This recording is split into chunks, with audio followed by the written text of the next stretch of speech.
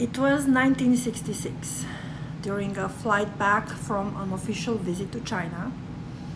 Romania's president, Nicolae Ceausescu, and his wife, Elena, had a conversation which would reshape the nation's future.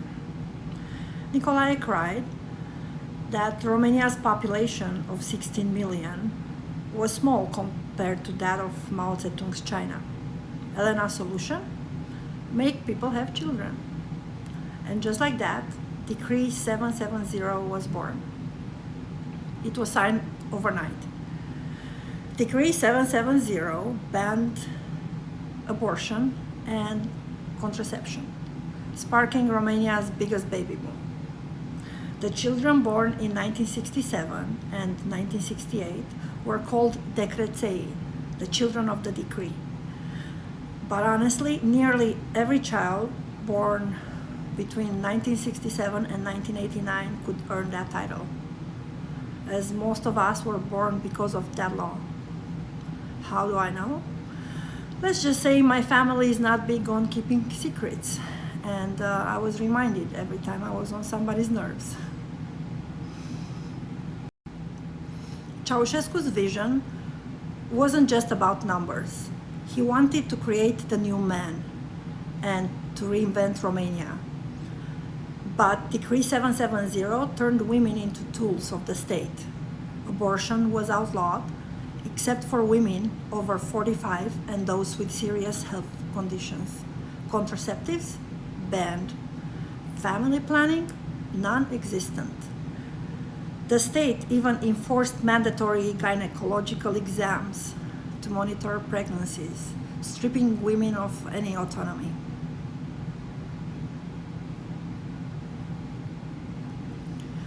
The result? Yes, a baby boom, but at what cost? At a devastating cost. Romania's crumbling economy couldn't support the influx of children. Families struggled to afford food and clothing.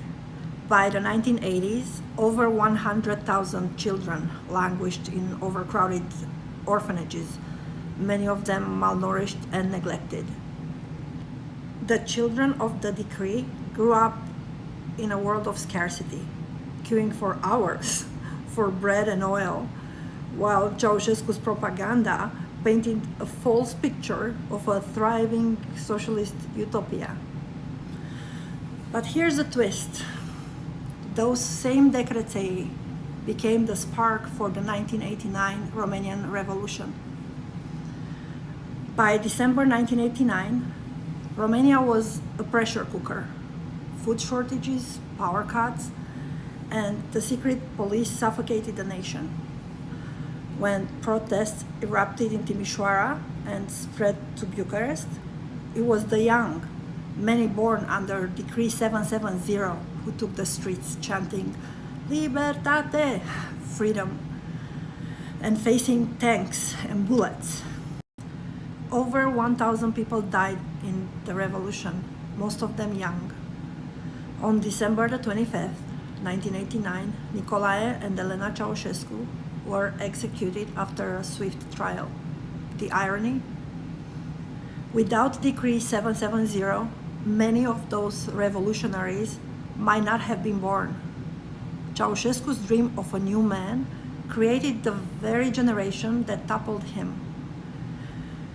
It's a paradox that stings. So, what's the legacy of Decree 770?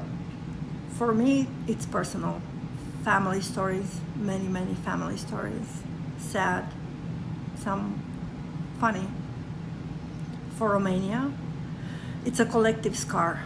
A generation shaped by a dictator's whim, forced into hardship, yet resilient enough to fight back. The population grew, but never reached Ceausescu's 30 million dream. Today, Romania grapples with economic struggles, a scattered diaspora, and memories of a revolution that was both a victory and a tragedy. What do you think about this paradox? If Ceausescu hadn't enforced Decree 770, would Romania's history be different? Share your thoughts in the comments, especially if you're a Dekretzel or if you know somebody who is. Thank you for watching. See you next time.